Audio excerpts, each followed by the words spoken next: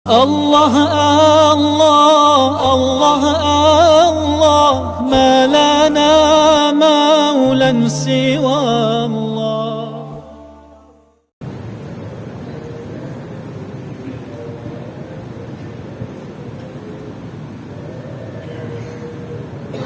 بسم الله الرحمن الرحيم.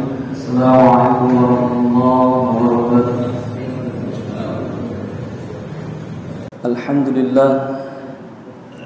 الحمد لله الذي هدانا لهذا وما كنا لنهتدي لولا أن هدانا الله. أشهد أن لا إله إلا الله وأشهد أن محمدا عبده ورسوله. وقال الله تعالى في القرآن العظيم: أعوذ بالله من الشيطان الرجيم. إن الله يحب التوابين ويحب المتطهرين. وقال: فلا تزكوا أنفسكم هو أعلم بمن اتقى.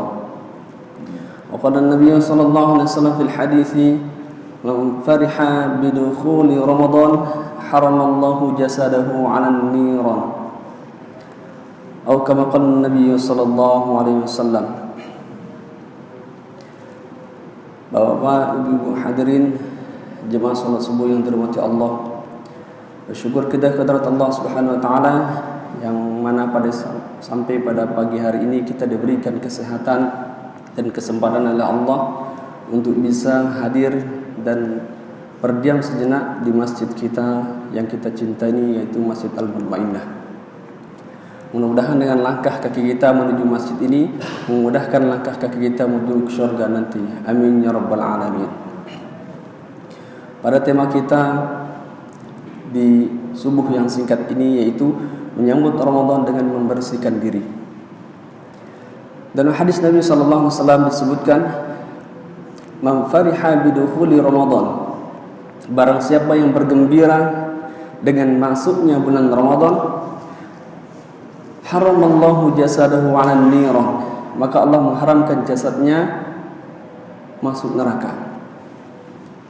Bapak Ibu hadirin rahmati Allah, hanya dengan kita menyambut Ramadan dengan kegembiraan, dengan kesenangan, itu sudah menjadi satu jaminan bagi kita. Dengan kita bergembira, berbahagia dengan hadirnya bulan Ramadan. Namun bagaimana cara kita menyambutnya dengan penuh kebahagiaan? Bukan hanya sekedar bahagia di wajah saja, tapi harus bahagia dengan praktik. Ada implementasi yang harus kita tunjukkan kepada Allah. Di antaranya ialah Allah Subhanahu wa taala memerintahkan kita untuk membersihkan diri. Qad aflaha man tazakka. Sungguh beruntung orang-orang yang membersihkan diri. Karena bulan Ramadan termasuk bulan yang suci,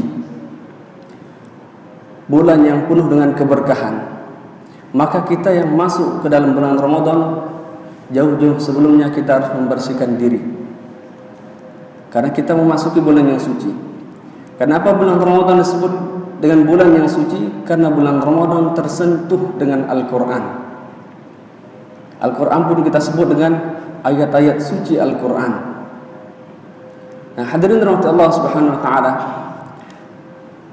setiap apapun yang disentuh oleh Al-Quran pasti akan menjadi suci dan pasti akan menjadi mulia di sisi Allah. Kalau kita melihat Al-Quran dibawa oleh Malaikat Jibril untuk turun dari langit menuju ke bumi, maka Malaikat Jibril menjadi malaikat yang mulia dan menjadi pemimpin para malaikat dari sekian ribu malaikat. Kenapa? Karena bersentuhan dengan Al-Quran, karena disentuh oleh Al-Quran. Kemudian yang kedua, Al-Quran diturunkan dan diberikan kepada Nabi kita Muhammad SAW. Maka Nabi kita Muhammad SAW menjadi manusia yang termulia di antara sekian miliar manusia.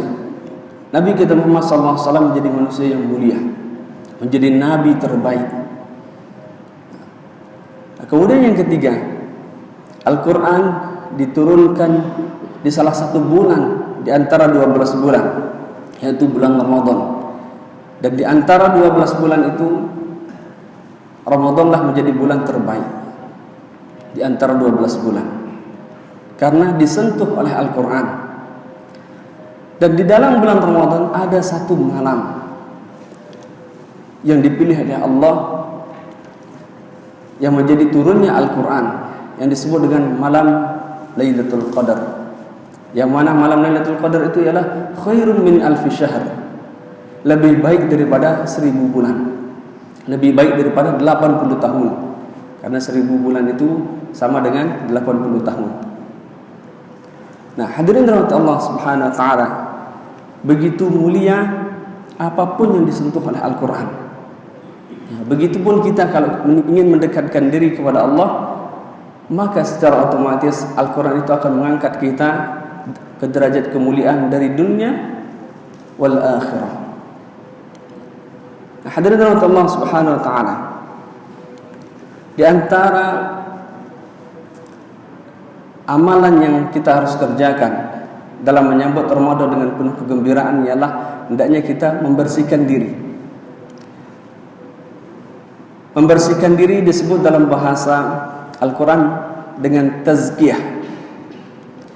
Tazkiyah yang pertama yang kita harus lakukan ialah Allah berikan petunjuk di Quran surah kedua ayat 222. Disebut dengan tazkiyatur ruh, membersihkan ruhani kita. Bagaimana cara membersihkan rohani kita? Membersihkan rohani dengan cara bertaubat kepada Allah. Sebelum memasuki Ramadan, hendaknya hati kita ini banyak diarahkan kepada berzikir kepada Allah. Dan sebaik-baik zikir untuk membersihkan rohani kita ialah istighfar. Kalau kita ingin bertaubat, maka kalimat yang pertama kali yang kita harus ucapkan dan kalimat yang harus sering kita ucapkan ialah istighfar. Innallaha yuhibbut tawwabin. Sungguh Allah menyukai orang yang bertaubat. Disebut dengan tawwabin, wawunya bertasydid di sini. Apa makna waw bertasydid pada kalimat tawwabin? Sebenarnya mudah aja bagi Allah, taubat. Ada Quran surah namanya At-Taubah. Nah, di sini disebutkan dengan diksi tawwabin, wawunya bertasydid. Arti tawwabin di sini ialah berkali-kali melakukan taubat, bukan sekali saja, tapi berkali-kali. Karena kita manusia sangat sering melakukan dosa, maka setiap selesai melakukan dosa banyak-banyak bertaubat, sering-sering bertaubat. Nah, ini yang dimaksud dengan kalimat tawwabin. Dan Allah sampai menyebutkan yuhibbu, ya, Allah sangat-sangat menyukai hambanya yang selalu at-tawwabin, yang selalu bertaubat kepada Allah. Nah, kemudian di awal ayat itu Allah menggunakan kalimat taukid, penguat. Inna. Makna inna di sini ialah benarkan dalam hati kalian bahwasanya Allah sangat menyukai, Allah sangat mencintai hamba-hambanya yang mengulang-ulang taubatnya. Nah, ini makna kata tawwabin. Yaitu dengan kita memperbanyak istighfar kepada Allah. Dan kalau bisa sebelum Ramadan ini tinggal beberapa hari ini kita mandi taubat. Mandi taubat, salat taubat. Agar hati kita ini agar rohani kita ini betul-betul bersih. Ya. Bagaimana ciri-ciri rohani kita itu enggak bersih? Dia akan malas melakukan hal-hal yang mengarah kepada kebaikan. Khususnya malas pergi ke masjid. Kalaupun datang ke masjid enggak betah di masjid, pengennya cepat-cepat pulang. Nah, hadirin rahmat Allah Subhanahu wa taala, maka dengan taubat itu akan memberikan terapi bagi rohani kita, memberikan obat bagi rohani kita. Karena rohani kita itu ialah makanannya apa yang turun dari langit. Ya, jadi jasad kita, diri kita ini ya, terdapat dua unsur. Ada unsur yang dari langit dan ada unsur dari bumi. Unsur dari langit itu ialah ruh kita. Dan jasad kita ini unsurnya dari bumi. Jasad kita kalau kita ingin kasih makan, maka kita harus memberikannya apa yang terdapat di bumi. Apa yang dikeluarkan oleh bumi, maka itu yang dimakan oleh jasad kita. Nah, adapun rohani kita, karena dia dari langit, apa yang turun dari langit itulah yang menjadi makanan rohani kita. Ya, perintah-perintah Allah itu adalah makanan rohani. Jika rohani kita tidak nyaman melakukan amalan-amalan ibadah, zikir, salat, apalagi misalnya puasa, lemah dia dalam hal-hal tersebut, menunjukkan rohani kita itu sedang sakit. Sebagaimana jasad kita ini kalau sakit, makanan pun jadi tidak enak. Kemudian yang kedua, tazkiyah yang kedua ialah tazkiyatul abdan, membersihkan badan. Lanjutan ayatnya, wa yuhibbul mutatahhirin, dan Allah sangat menyukai hamba-hambanya yang selalu membersihkan diri. Nah, kalau tadi Allah menyukai orang-orang yang bertaubat, ya, bertaubat dengan memperbanyak istighfar. Ini sebagai bentuk pembersihan rohani kita. Nah, sekarang tazkiyatul abdan, membersihkan badan, membersihkan tubuh kita ini. Wa yuhibbul mutatahhirin. Ada satu bab namanya bab toharoh. Nah, di sini Allah menyebutkan mutatahhirin. Nah, hanya bertasydid di sini. Wa yuhibbul mutatahhirin, dan Allah sangat menyukai orang yang sering melakukan toharoh. Ya, membersihkan diri, artinya ialah berwudu. Untuk membersihkan jasad kita ini, karena sudah banyak dibawa melakukan maksiat, banyak melakukan dosa, maka kita bersihkan dengan taharah, sering-sering berwudu. Yang pertama tadi ialah bagaimana agar kita kalau bisa sebelum masuk Ramadan mandi taubat atas dosa-dosa yang dikerjakan dari bulan Syawal yang lalu, tahun lalu. Nah, masuk sekarang di bulan Sya'ban, akhir-akhir bulan Sya'ban, nah, mandi dengan mandi taubat. Nah, kemudian sering-sering berwudu. Wa yuhibbul mutatahhirin, yang menjaga kesucian tubuhnya. Setiap batal wudunya mungkin dengan sebab bersentuhan, dengan sebab dia buang air kecil atau buang air besar, dia selalu berwudu. Ini Allah sangat suka ini. Wa yuhibbul mutatahhirin. Allah sangat menyukai orang-orang yang selalu mengulang-ulang untuk berwudu, mutatahhirin.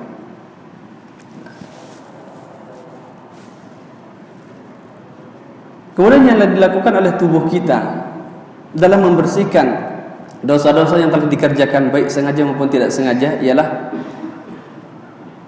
dengan memperbanyak, ya, berwudu, dan dengan memperbanyak minta maaf. Minta maaf kepada orang-orang yang telah kita sakiti. Dan orang-orang yang selalu bertaubat di sisi Allah Subhanahu wa taala dengan niat betul-betul tidak ingin mengulangnya, walaupun sebenarnya besok dia ulang lagi, taubatnya diterima. Quran surah kelima ayat ke-39, faman taba min ba'di zulmihi wa aslaha fa innallaha yatubu alaihi. Barang siapa yang bertobat setelah melakukan kejahatan atau kezaliman pada dirinya sendiri, dan dia berniat bagaimana wa aslaha, ya, membersihkan dirinya, fa innallaha yatubu alaihi, maka sesungguhnya Allah menerima taubatnya itu. Ya, tetap dalam hati dia selalu melakukan perbaikan diri, tapi besoknya dikerjakan lagi, besok dikerjakan lagi. Ini disebut dengan taubat sambal ini. Nah, bahkan sampai ada yang dengan penuh sadarnya mengatakan, nah, bisa kalau aku berdosa, tobat lagi lah. Berdosa, tobat lagi. Tapi dia terus melakukan taubat, dia selalu mengiringi keburukannya itu dengan taubat. Bahkan Nabi SAW bersabda, sebaik-baik orang yang melakukan dosa ialah yang menyertainya dengan kebaikan. Tapi betul-betul dari dalam hati harus memperbaiki diri, tidak ingin melakukannya, tidak ingin melakukan dosa itu lagi. Tetapi karena suasana, karena kondisi, karena syahwat yang sudah menyeretnya ke dalam sesuatu yang dia tidak bisa untuk dihindari, sembari dia setelah dia melakukan maksiat tersebut dia bertobat kepada Allah, dikerjakan lagi bertobat lagi kepada Allah dengan hati yang betul-betul ingin memperbaiki diri, maka tobat orang tersebut diterima oleh Allah.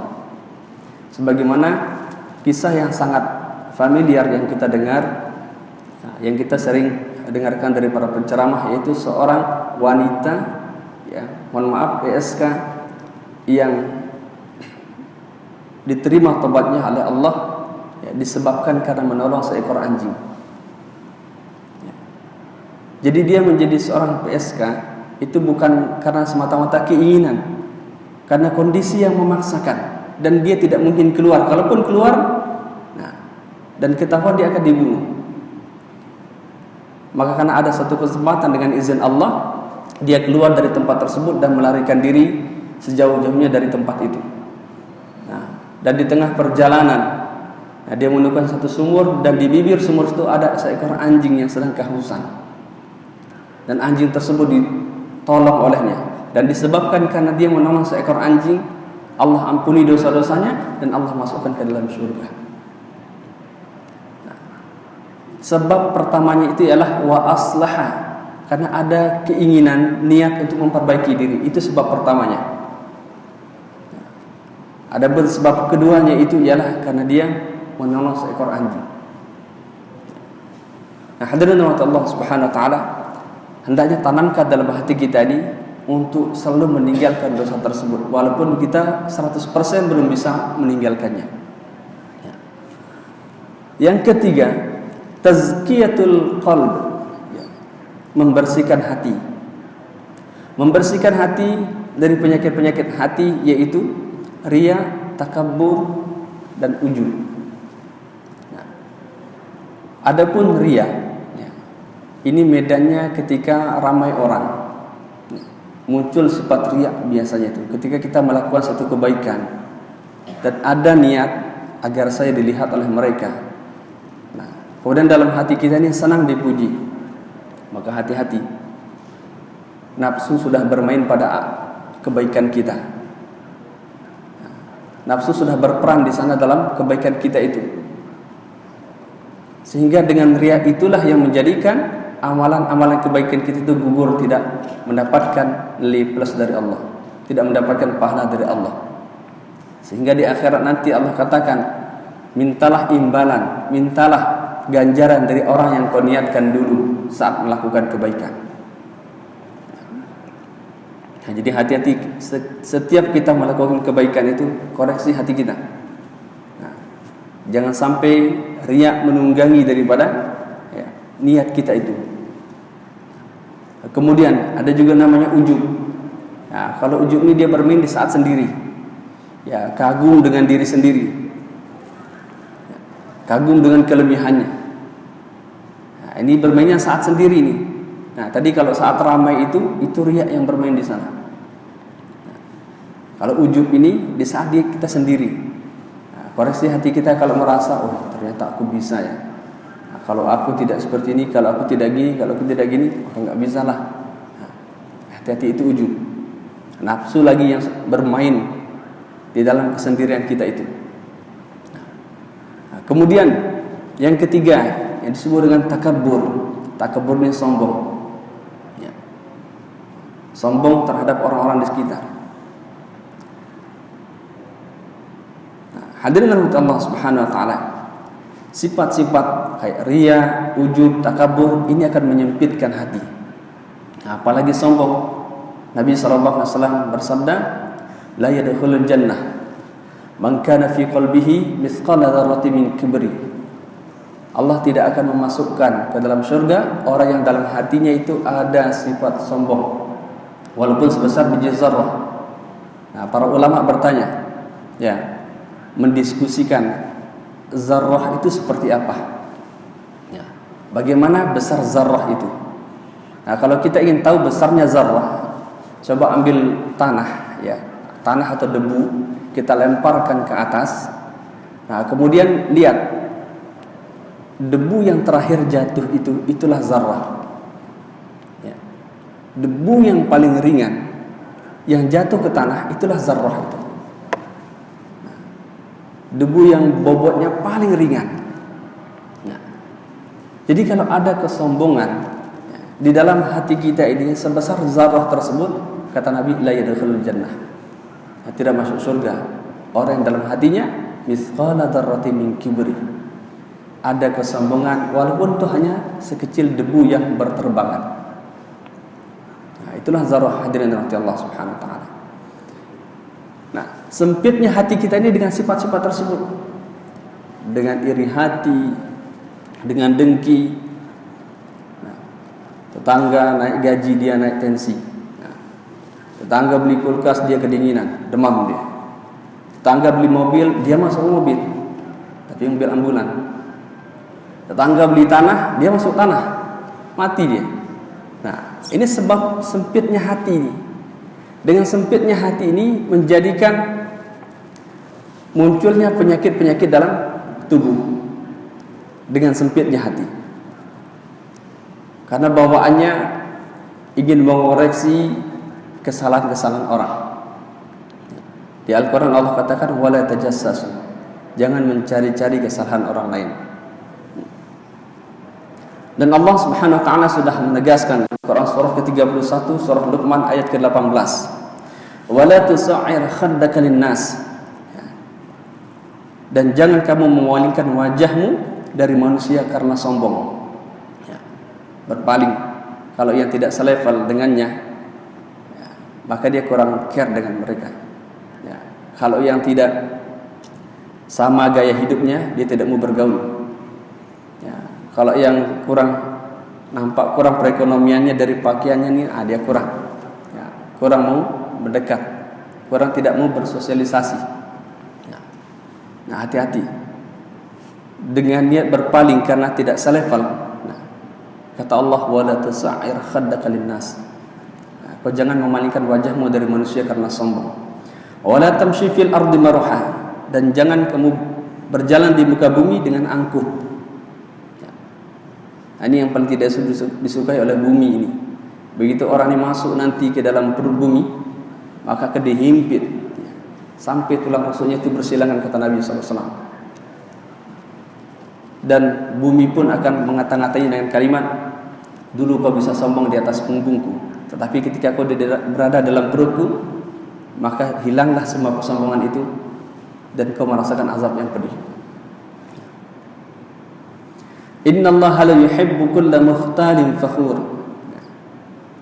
Innallaha la yuhibbu, Allah tidak menyukai orang-orang yang sombong dan membanggakan diri. Allah Subhanahu wa taala berfirman dalam Quran surah An-Najm 53 ayat ke-32. Fala tuzakku anfusahum. Jangan kalian merasa diri kalian itu suci. Jangan kalian merasa diri kalian itu sudah lebih baik dari orang lain. Nah, ini ayat ini keras ini kepada mereka yang merasa dirinya itu suci. Fala tuzakku anfusahum. Nah, huwa a'lamu biman ittaqa. Allah yang Maha tahu bagaimana kondisi hati kalian. Allah yang Maha tahu bagaimana ketaatan kalian. Nah,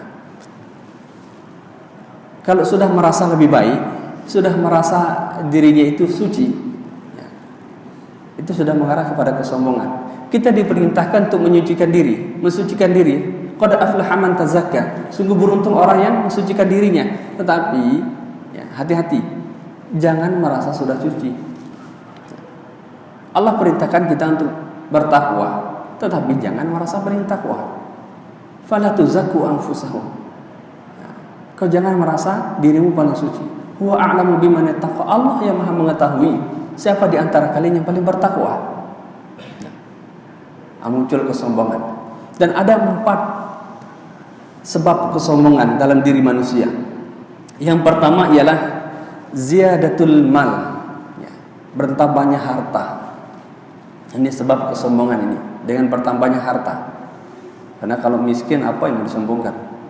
Nah, tapi dengan banyaknya harta, mewahnya tempat tinggal, bagusnya kendaraan, kemudian dengan banyaknya uang yang dimiliki, ini berpotensi datangnya kesombongan.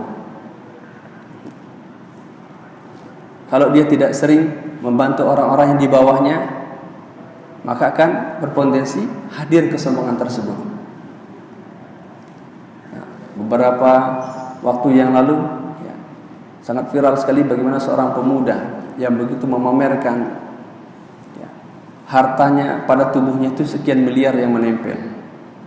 Nah, jam tangan, nah, ini 200 juta, nah, baju 4 juta. Nah, tidak ada yang di bawah harga 1 juta barang-barang yang menempel pada tubuhnya. Ya. Jadi begitu sombong menunjukkan ya, hartanya. Ya, kalau ada teman-temannya yang memperlihatkan harga yang murah, dia dengan ringan mengatakan, wah murah banget gitu. Nah, jadi hadirin Allah Subhanahu wa taala, dengan menunjukkan kesombongan ya. Jadi Allah paling tidak suka, karena kesombongan itu hanya Allah yang boleh memilikinya. Itu bagian Allah itu. Nah, itu bagian Allah. Nah, karena dengan kesombongan tersebut Allah langsung hinakan dengan cara yang mudah.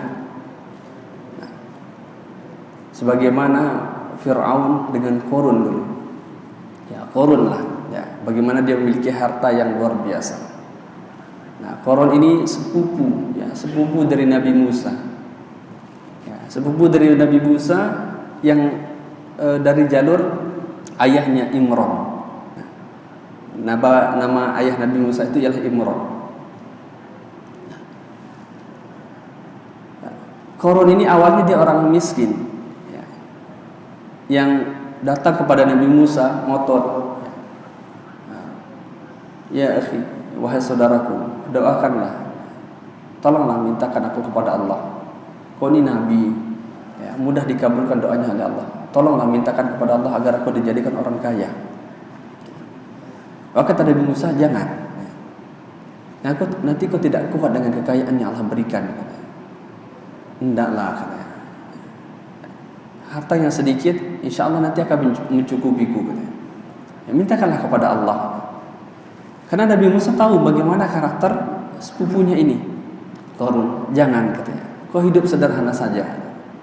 Nah, hanya sampai terus ngotot, nah, terus meminta, maka ya, Nabi Musa yang gelarnya ya, Kalimullah, yang mampu berbicara langsung dengan Allah, dan setiap doanya itu diterima oleh Allah, maka dia mendoakan agar Qarun ini menjadi orang kaya.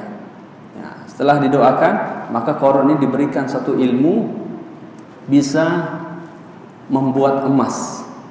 Ya. Jadi diraciklah, wallahu alam itu racikannya itu seperti apa? Mungkin tanah putih ya dengan tanah merah, jadi gabung jadi satu, dikukus, dimasak, direbus sehingga berbentuk emas. Dan dengan ilmunya itu dia banyak menjual emas. Nah, dan dengan jerih payahnya itu dia banyak menghasilkan harta. Dan awal-awal dia dimintai zakat. Dimintai zakat oleh Nabi Musa, dia keluarkan. Jadi dari sekian banyak harta itu, di tahun kedua dia dimintai zakat sudah mulai berat. Ya, dikeluarkan setengah. Tahun ketiga diberikan, datang waktu zakat lagi. Ternyata setelah dihitung banyak harta yang dikeluarkan, banyak harta yang dizakatkan. Ini hasil kerja kerasku sendiri. Ini Nabi Musa ini akal-akalannya aja nih mintain aku zakat. Nah, sudah mulai keluar sombongnya. Ini kan hasil keringatku sendiri, hasil usahaku sendiri, kata Qarun. Maka singkat cerita, dia pun memfitnah Nabi Musa. Sombong dia, memfitnah Nabi Musa dengan tuduhan berzina. Dengan mengundang semua orang dan menghadirkan seorang wanita yang sudah dibayar dengan mengaku-ngaku bahwasanya Nabi Musa pernah menghamilinya. Dan Nabi Musa dengan tegas mengatakan, demi Allah yang memegang semua jiwa manusia, yang memegang seluruh jiwa dan mengendalikan langit dan bumi. Nah, dengan menunjuk perempuan itu, apakah aku benar pernah menzinani? Maka perempuan itu mengatakan, demi Allah aku disuruh sama Qarun. Nah, maka langsung tersungkur Nabi Musa bersujud. Nah, bersyukur kepada Allah karena faktanya terkuak bahwasanya ini hanya fitnah. Dan fitnah Nabi Musa. Maka Allah memerintahkan, wahai Musa, aku berikan kau izin terhadap bumi. Aku berikan kau izin terhadap bumi. Maka Nabi Musa dengan lantang mengatakan, telanlah. Ditelan harta beserta Qarun. Itu kalimat pertama, telanlah. Ditelan sampai mata kaki. Istana yang penuhi dengan emas, yang begitu banyak emas batangan, dan emas-emas yang lainnya sudah mulai tenggelam semata kaki. Dan Nabi Musa mengatakan lagi, telanlah. Telan yang kedua sampai dengan lutut. Telanlah sampai dengan pusar. 3 kali Nabi Musa mengatakan telanlah sampai dengan dada. Sedikit demi sedikit tenggelam. Nah, ini tenggelamnya di bumi ini. Biasanya orang tenggelam di laut, di air. Nah, Fir'aun ditenggelamkan di air. Ditenggelamkan di air Fir'aun. Qarun ditenggelamkan di bumi. Telanlah sampai pada kalimat telan yang kelima, tenggelam semuanya. Qarun beserta hartanya ditelan oleh bumi. Karena apa? Karena kesombongan. Dan ilmunya Qarun yang telah diberikan oleh Allah diangkat, dicabut juga oleh Allah. Sehingga banyak orang terdahulu itu kan ilmunya Qarun ini turun nih. Mereka mencobanya, meracik bahan-bahan yang sudah ada bagaimana agar bisa menjadi emas, ternyata tidak bisa. Karena apa? Karena ilmu itu sudah ditarik oleh Allah. Nah, inilah efek kesombongan. Akan menghancurkan kehidupan manusia. Sebelum sampai di akhirat, di dunia Allah sudah hancurkan. Nah, sebab kesombongan yang pertama itulah ziyadatul mal. Nah, bertambahnya harta. Yang kedua ialah ziyadatul mansib. Bertambahnya kedudukan. Kalau kedudukan bawah security, mana bisa sombong security. Nah, tapi kalau levelnya sudah naik ke atas, itu berpotensi untuk sombong itu. Sudah banyak yang dipimpinnya. Nah, kedudukan, dengan tingginya kedudukan itu berpotensi untuk sombong. Nah, di antara contoh yang sudah contohkan ialah cerita yang Allah ceritakan, satu kejadian di Al-Quran itu Fir'aun. Fir'aun adalah orang yang sombong. Sampai dia mengaku, ana rabbukumul a'la. Aku adalah Rabb yang tinggi. Aku adalah raja yang patut kalian sembah. Ana rabbukumul a'la. Ada tingginya kedudukan yang Allah berikan kepadanya menjadikan dia sombong. Maka hati-hati yang punya kedudukan yang tinggi. Di tempat kerjanya banyak-banyak istighfar kepada Allah. Agar hati itu terlindungi daripada kesombongan. Ziyadatul mansib, bertambahnya kedudukan, tingginya kedudukan ini berpotensi akan menghadirkan kesombongan. Kalau hati itu tidak sering dipupuk dengan taubat, kalau tidak sering dipupuk dengan introspeksi diri, maka hati itu akan mudah ditunggangi oleh nafsu dan dia akan mudah untuk sombong. Ziyadatul mansib. Dan di Al-Quran Allah menyebutkan Fir'aun itu dengan inisial, nama inisialnya. Nah, rumus dalam Al-Quran, jika Allah menceritakan suatu kejadian dan tidak menyebutkan namanya, tidak menyebutkan namanya secara langsung, artinya kejadian itu bakalan terulang lagi. Nah, kalau kita tidak belajar dari sejarah, maka sejarah yang akan mengajarkan kita. Jadi kejadian itu bakalan terulang lagi. Bakalan ada pemimpin-pemimpin yang zalim. Yang kurang lebih kezalimannya itu seperti Fir'aun. Bakalan ada pemimpin-pemimpin yang seperti itu. Anak-anak laki-laki ditindas, bahkan tidak dibiarkan hidup. Anak perempuan dibiarkan hidup. Wa yastahyuna nisa'akum,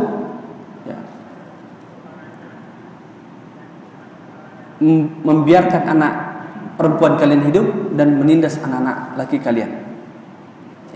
Menyembelih. Disembelih di zaman Fir'aun itu anak laki-laki tidak dibiarkan untuk hidup. Itu bagaimana kejamnya Fir'aun. Nah, tapi kalau ada satu kejadian yang Allah ceritakan dalam Al-Quran dan Allah sebutkan jelas, ya, namanya juga disebutkan di sana, kejadian itu tidak akan terulang lagi. Ya, seperti kejadiannya Sayyidatuna Aisyah, Maryam, ya. Siti Maryam yang mana beliau tersebut, ya, melahirkan Nabi Isa tanpa seorang ayah. Ini jelas ceritanya jelas dan orangnya pun jelas disebutkan namanya oleh Allah sampai dikasih satu nama surah, yaitu surah Maryam, ya, surah ke-19. Ya, artinya kejadian kayak kondisi Maryam itu tidak akan terulang lagi. Allah menceritakan kejadiannya dan menyebutkan, ya, aktornya di sana, tidak menggunakan inisial, tapi langsung disebutkan Maryam. Nah, artinya kejadian tidak akan terulang lagi. Jadi kalau ada orang mengaku-ngaku sekarang, tiba-tiba dia hamil, nah, kemudian gak ada bapaknya gitu, aku kayak Siti Maryam lah kayaknya ini. Nah, itu dusta itu. Ya. Jadi tidak ada kejadian kayak gitu lagi, nggak ada. Nah, jadi jangan percaya, ya. Nggak tahu, nggak jelas bapaknya itu. Kemudian yang ketiga yang menjadi sebab kesombongan ialah ziyadatul ilmi, ya, bertambahnya ilmu. Nah, jadi dengan bertambahnya ilmu ini tidak menjamin orang itu tidak sombong, ya. Sangat menjamin orang itu akan sombong, ya. Kalau dengan banyaknya ilmunya, ya. Apalagi ilmu itu sebenarnya digunakan untuk berdebat. Berdebat itu akan mengeraskan hati, ya, ingin menjatuhkan lawan. Kalau ingin meluruskan, nah itu bagus. Tapi kalau ingin menjatuhkan, nah, ini yang menjadikan ilmu tersebut membawa dia pada kesombongan. Berarti ada yang salah cara dia memegang ilmu itu, ya. Ziyadatul ilmi, bertambahnya ilmu. Nah, di zaman Nabi Musa pun ada kejadian seperti itu. Namanya Bal'an bin Ba'ura, seorang ulama di zaman Nabi Musa, ya. Nah, dia mendapatkan ilmu dari kitab yang Allah turunkan ke Nabi Musa, yaitu kitab Taurat, ya. Dia punya satu kalimat, ya, yang disebut dengan Ismul A'zam, ya, nama-nama yang agung. Jadi kalau dia berdoa, ya, selama hidupnya itu tidak pernah tertolak doanya, ya. Sampailah dia mendekat ke istana kerajaan, karena terdengar bahwasanya doanya itu sangat mujarab. Jadi ada orang-orang kerajaan itu yang orang seperti ini dibutuhkan gitu, supaya diberikan izin oleh Allah gitu, ya. Kurang lebih lah kalau orang itu sangat percaya sekali ini bisa memberikan kemaslahatan, nah, maka orang itu akan dipanggil. Ini doanya mujarab ini, tapi bukan dengan memanggil pawang hujan, ya. Kayak terjadi kemarin di kampung saya Lombok, aduh tercemar sekali, ya, pulau 1000 masjid muncul pula pawang hujan gitu. Kapan nggak dikerahkan para imam-imam masjid itu kan 1000 masjid, ya, pawang hujan pula yang muncul. Nah, itu lagi viral sekarang. Nah, jadi dengan bertambahnya ilmu, ya, dengan bertambahnya ilmu itu berpotensi sekali. Nah, di zaman Nabi Musa ada Bal'an bin Ba'ura, orang yang sangat makbul doanya, ya, dia seorang ulama, tapi karena dia dikuasai oleh orang-orang kerajaan, nah, sampailah orang kerajaan ini bertentangan keinginannya dengan Nabi Musa. Dan Nabi Musa, ya, melihat ada seorang tokoh yang memiliki doa yang mujarab, ya, dan itu digunakan untuk melawan Nabi Musa. Dan Nabi Musa sudah mengingatkan agar menjauh, nah, dari mereka yang selalu menggunakan, ya, orang-orang yang soleh itu dimanfaatkan. Nah, maka yang terjadi, singkat cerita, nah, Bal'an bin Ba'ura memusuhi Nabi Musa alaihissalam, menantang Nabi Musa alaihissalam karena dengan keilmuannya. Dan Bal'an bin Ba'ura ini memiliki pengikut yang jauh lebih banyak daripada Nabi Musa. Muncullah sombongnya. Hai Musa, kau kan nabi, katanya. Kenapa pengikutmu kok sedikit ini, dan pengikutku lebih banyak, padahal kau nabi, kata. Kok bisa, kata. Pengikutku lebih banyak dan pengikutmu sedikit. Ya. Jadi di zaman Nabi Musa ini banyak nabi. Ya. Nabi Harun pun dia itu adiknya. Ya. Nabi Harun itu adik Nabi Musa, dia sezaman. Ya. Bal'am bin Ba'ura orang yang soleh, orang yang berdoa kepada Allah, dan mudah dikabulkan doa-doanya. Ya. Maka karena sebab dia menantang Nabi Musa, ya, mereka berhadapan dengan duduk iftiros berdoa kepada Allah. Dan yang pertama melakukan doa ialah Bal'am bin Ba'ura. Bal'am bin Ba'ura mengangkat tangan setengah hari agar Nabi Musa diberikan kehinaan. Tapi satu pun dari bulu yang menempel pada tubuhnya Nabi Musa sedikit pun tidak rontok. Tidak ada kehinaan yang menimpa Nabi Musa. Dan begitu Nabi Musa mengangkat tangan, maka Bal'am bin Ba'ura ini tersungkur. Nah, karena kelelahan, lidahnya menjulur dan keluar ekor dari belakangnya. Maka dia dilaknat oleh Allah menjadi seekor anjing. Nah, di Bal'am bin Ba'ura. Disebabkan karena apa? Disebabkan karena kesombongan. Nah,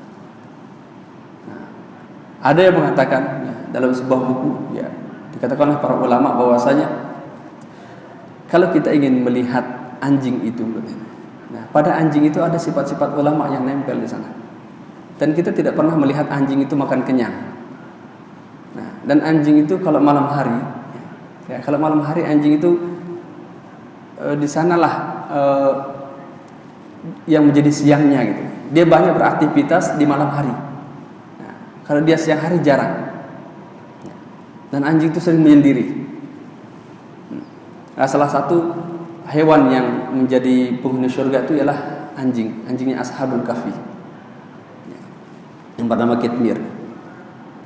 Nah, itu tadi. Yang ketiga ialah sebab kesombongan itu disebabkan karena ziyadatul ilmi, ya, banyaknya ilmu. Nah, yang keempat ini yang kita tidak sangka-sangka ini, ternyata bisa menjadi sebab kesombongan juga, yaitu ziyadatul ta'at, ya, bertambahnya ketaatan kepada Allah, ternyata menjadi sebab kesombongan juga. Jadi maksiatnya orang soleh itu ialah ketika dia tidak ikhlas dalam beramal. Itulah maksiatnya orang soleh itu. Maksiatnya orang taat. Kita yang sudah merasa sering ke masjid, ya, sering sholat berjamaah, begitu pulang nampak tetangga belum berjamaah, jarang ke masjid, kemudian mengeluarkan kata-kata gitu-gitu terus ini banyak. Hati-hati. Kita sudah merasa lebih baik. Nah, yang kita harus tanamkan dalam hati kita itulah kasihan terhadap mereka. Kita harus kasihan. Jangan memojokkan mereka. Nah, siapapun mereka, bahkan sampai orang yang berdosa pun nggak boleh kita pojokkan. Bahaya kalau kita memojokkan mereka, merendahkan mereka. Karena Nabi SAW mengancam kepada mereka yang suka memojokkan orang berdosa, apalagi sampai menggibahnya. Kata Nabi SAW, ya, bagi mereka yang suka memojokkan bahkan menggibah orang yang selalu melakukan dosa, mereka tidak akan dimatikan sebelum melakukan dosa yang sama. Nah, ini ancaman bagi mereka yang selalu memojokkan orang yang berdosa. Nah, jadi kalau ada orang yang berdosa, nah, hendaknya kita kasihan terhadap mereka. Nah, jangan dibenci. Orangnya jangan dibenci. Yang kita benci itu ialah perbuatannya. Kalau orangnya jangan. Nah, jangan sampai ketaatan kita itu menjadi sebab kita merasa diri lebih baik, itu jangan. Ya. Fala tuzakku anfusahum, jangan kau merasa dirimu sudah suci. Ya. Dengan bertambahnya ketaatan, nah, menjadikan kita tidak ikhlas, itu maksiat bagi orang taat. Dan maksiatnya orang yang bermaksiat ialah, nah ini maksiat ada lagi, ya, tingkatan bermaksiat itu. Maksiatnya orang yang bermaksiat ialah ketika dia berputus asa dari rahmat Allah. Nah, orang yang bermaksiat itu sebanyak apapun dosanya dia nggak boleh berputus asa. Ya. Qul ya ibadiyalladzina asrafu ala anfusihim la taqnatu min rahmatillah Ya ibadiyalladzina asrafu, wahai hamba-hambaku yang melampaui batas, kata Allah, yang sudah melebihi batas perbuatan dosa manusia pada umumnya. Nah, dia sudah over banget dalam melakukan dosa. Kata Allah, alladzina asrafu ala anfusihim la taqnatu mir rahmatillah. Kalian jangan berputus asa. Nah, taatnya orang yang bermaksiat itu ketika dia bertobat. Taatnya orang yang bermaksiat ketika dia bertobat, dan maksiatnya orang yang taat itu ketika dia tidak ikhlas. Nah, maka koreksi hati kita. Nah, kalau selama ini kita istiqomah melakukan ibadah itu luar biasa, tetapi ada niat-niat selain daripada Allah, itu akan menghanguskan amalan-amalan tersebut. Nah, itulah 4 yang harus kita bersihkan. Ya. 3. Yang pertama, tazkiyatur ruh. Membersihkan rohani kita dengan banyak bertobat. Di antara kalimatnya kita dianjurkan untuk bertobat adalah istighfar. Fastaghfiru rabbakum. Yang kedua ialah tazkiyatul abadan, membersihkan badan. Ada tubuh kita ini sering berbuat dosa. Ya, itu dengan cara berwudu. Nah, dengan cara berwudu inilah kenapa harus berwudu? Karena anggota wudu itu ialah anggota yang banyak melakukan dosa. Ya. Anggota yang banyak sekali melakukan dosa. Maka kita harus sering berwudu. Yang ketiga ialah tazkiyatul qalb, membersihkan hati. Membersihkan hati kita. Nah, dari penyakit-penyakit riya, ya, takabur dan ujub. Dan hendaknya kita saling maaf-memaafkan. Ya, meminta maaf. Ya. Jangan sampai masih ada kesalahan kita tersimpan di orang lain. Di Al-Quran itu tidak ada perintah untuk minta maaf, tetapi di Al-Quran perintah memaafkan.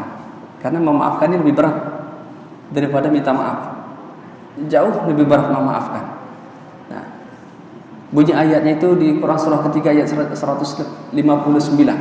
Fa'fu anhum wastaghfir lahum. Ya. Maafkan mereka dan mohonkan ampun atas dosa-dosa mereka. Nah, ini berat ini. Fa'fu anhum, kita maafkan udah luar biasa, itu bagus itu. Ini sifat di antara sifat orang soleh itu ialah mudah memaafkan. Fa'fu anhum. Nah, yang berat itu ialah wastaghfir lahum, mohonkan ampun terhadap mereka. Nah, sudah dimaafkan, dimintakan ampun lagi oleh Allah. Nah, ya Allah, dia telah menyakitiku, maka sungguh Kau menjadi saksi Allah, aku telah memaafkannya ya Allah. Nah, ini ciri orang soleh ini. Adapun naik levelnya lagi, ya Allah, karena dia telah menyakitiku, pasti dia berdosa ya Allah. Maka sungguh aku telah memaafkannya ya Allah, dan tolong ampuni dosa-dosanya karena telah menyakitiku. Nah, ini bukan orang soleh lagi nih. Ini ciri-ciri penduduk surga yang masih bergentayangan di dunia. Orang yang mampu memaafkan dan mampu memohonkan ampun atas kesalahan orang yang telah menyakitinya. Ini hati seorang nabi ini. Karena Nabi itu memaafkan dan memohonkan ampun atas orang yang menyakitinya. Ya Allah, dia tidak tahu ya Allah, tolong maafkan dia ya Allah. Dia melemparku dengan batu. Ini doa Nabi di Taif itu. Dia melemparku dengan batu bercucuran darahnya. Nah, dia melakukan semua itu adalah karena dia tidak tahu ya Allah. Maafkan mereka ya Allah, dan ampuni dosa-dosa mereka. Dan jadikan dari penduduk Taif ini para ahli-ahli ilmu, orang-orang soleh. Nah, dan sekarang itu banyak ulama-ulama dari Taif. Ya. Itu kalau di antara kita ada yang seperti itu luar biasa. Memaafkan seseorang, memohonkan ampun atas dosa-dosa yang telah dilakukan kepada kita. Itu ahli surga banget itu. Ahli surga yang masih hidup di dunia. Ya. Nah, saya pribadi selaku imam yang dipercaya di masjid ini, mohon maaf kepada para jemaah semuanya. Mungkin ada salah tutur kata, salah bahasa yang selama ini 1 tahun ya sudah berjalan, sudah berlalu dari Syawal tahun kemarin sampai dengan Sya'ban.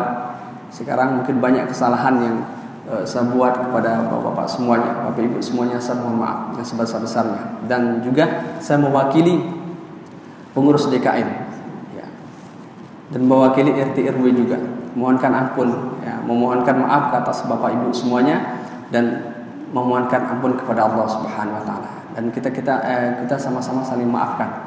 Semoga Ya, dengan kita saling maaf-memaafkan ini bisa menghadirkan kebaikan dalam diri kita, bisa membersihkan ruhani dan jasad kita, ya, sehingga kita termasuk orang-orang yang menyambut Ramadan dengan gembira. Dan semoga di Ramadan ini Ramadan yang terbaik di antara Ramadan-Ramadan yang sudah kita lewati. Nah, hadirin rahmat Allah Subhanahu wa taala, cukup sekian. Mudah-mudahan apa yang kita kaji pada kesempatan hari ini bisa menghadirkan ilmu yang barokah bagi kita, bisa menambah wawasan agama kita, dan terakhir semoga bisa menjadi ilmu yang barokah yang bisa menghantarkan kita kepada keridhaan Allah Subhanahu wa taala. Amin amin ya rabbal alamin. A'udzu billahi minasyaitonir rajim. Bismillahirrahmanirrahim. Alhamdulillahi rabbil alamin wal 'aqibatu lil muttaqin wassalatu wassalamu ala asrafil anbiya'i wal mursalin wa ala alihi wa sahbihi ajma'in. Allahumma ahil 'alaina syahra ramadan bil amni wal iman والسلامة والإسلام والتوفيق لما تحب وترضى يا ذا الجلال والإكرام. اللهم سلمنا رمضان، اللهم سلمنا رمضان، اللهم سلمنا رمضان، اللهم بلغنا رمضان، اللهم بلغنا رمضان، اللهم بلغنا رمضان.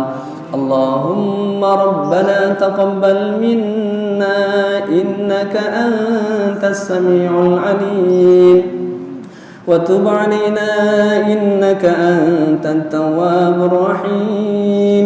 اللهم ربنا أفرغ علينا صبرا، ربنا أفرغ علينا صبرا، ربنا أفرغ علينا صبرا وتوفنا مسلمين. اللهم اغفر لنا ذنوبنا، اللهم اغفر لنا ذنوبنا، اللهم اغفر لنا ذنوبنا ولوالدينا ولوالدينا ولوالدينا وارحمهما كما ربونا صغارا.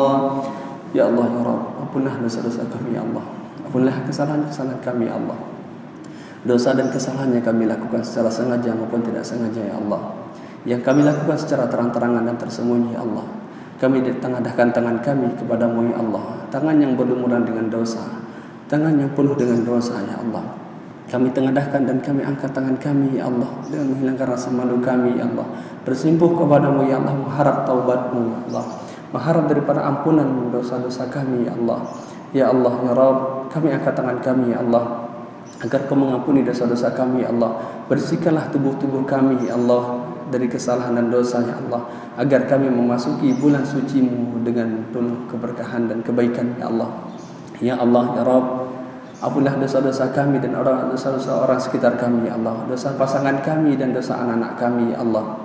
Ya Allah ya Rabb, ampunlah dosa mata kami, dosa pendengaran kami, dosa lisan kami, dan dosa hati kami ya Allah. Engkau lah yang maha tahu bagaimana hati kami ya Allah, bagaimana lemahnya iman kami, bagaimana hati kami begitu lemah ya Allah, begitu sedikitnya ilmu yang kami pahami ya Allah. Ya Allah ya Rabb, ampunlah hati kami yang kurang khusyuk dalam beribadah dan berdoa kepadamu ya Allah.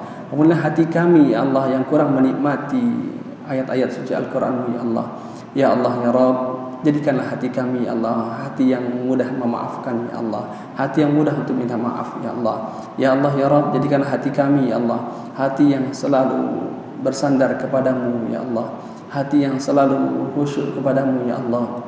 Ya Allah ya Rabb, jadikan hati kami ya Allah, hati yang selalu bersimpuh dengan rahmat-Mu ya Allah. Ya Allah ya Rabb, karuniakanlah kami ya Allah lisan yang fasih dalam membaca ayat suci Al-Quran-Mu ya Allah. Ya Allah ya Rabb, kakukanlah lisan kami ya Allah, jika lisan kami mau membicarakan saudara kami ya Allah, membicarakan keburukan-keburukan mereka ya Allah, kakukanlah lisan kami ya Allah saat lisan kami ingin mengatakan sesuatu yang tidak Engkau ridhoi ya Allah, dan fasihkan lisan kami ya Allah saat kami menyampaikan kebaikan, saat kami berkata-kata dengan kebaikan ya Allah. Ya Allah ya Rabb, jagalah mata kami ya Allah, berikanlah kekuatan pada mata kami ya Allah untuk menundukkan pandangan kami dari hal-hal yang tidak Engkau ridhoi ya Allah. Ya Allah ya Rabb, jadikanlah mata kami ya Allah mata yang selalu melihat kebaikan-kebaikan saudara kami ya Allah. Ya Allah ya Rabb, jadikanlah mata kami ya Allah mata yang selalu melihat keburukan kami ya Allah, melihat keburukan-keburukan dan kelemahan kami ya Allah. Ya Allah ya Rabb, tutuplah mata kami ya Allah dari melihat keburukan saudara-saudara kami ya Allah. Tutuplah mata kami ya Allah dari melihat keburukan-keburukan pasangan kami ya Allah. Ya Allah ya Rabb, tutuplah pendengaran kami dari hal-hal yang buruk tentang saudara kami ya Allah, tentang pemimpin kami ya Allah, tentang RW dan tentang RT kami ya Allah. Tutuplah pendengaran kami dari keburukan-keburukan mereka ya Allah, dan tampakkanlah, perdengarkanlah pendengaran kami ya Allah dengan kebaikan-kebaikan mereka ya Allah, agar kami bisa mengambil pelajaran dari kebaikan yang mereka tampakkan ya Allah. Ya Allah ya Rabb, karuniakanlah kepada kami ya Allah kebaikan fid dunya wal akhirah. Karuniakanlah kepada kami ya Allah kebaikan fid dunya wal akhirah. Bimbinglah kami ya Allah dan karuniakanlah kami keistiqomahan untuk selalu berbuat baik ya Allah. Ya Allah ya Rabb, lindungilah hati kami ya Allah dari ketidakikhlasan. Lindungilah hati kami ya Allah dari sifat riya, ujub dan takabbur ya Allah. Allahumma rabbana taqabbal minna innaka antas samiul alim wa tub alaina innaka antat tawwabur rahim. Allahumma rabbana afrigh alaina sabra. Allahumma rabbana afrigh alaina sabra. Rabbana afrigh alaina sabra. Ya Allah ya Rabb, karuniakanlah kami sifat sabar ya Allah. Karuniakanlah kami sifat sabar ya Allah. Sabar dalam ketaatan, sabar dalam musibah, sabar dalam menjauhi maksiat ya Allah. Allahumma rabbana atina fid dunya hasanah wa fil akhirati hasanatan wa qina adzaban nar. سبحان ربك رب العزة عما يصفون وسلام على المرسلين والحمد لله رب العالمين. الفاتحة. بسم الله الرحمن الرحيم.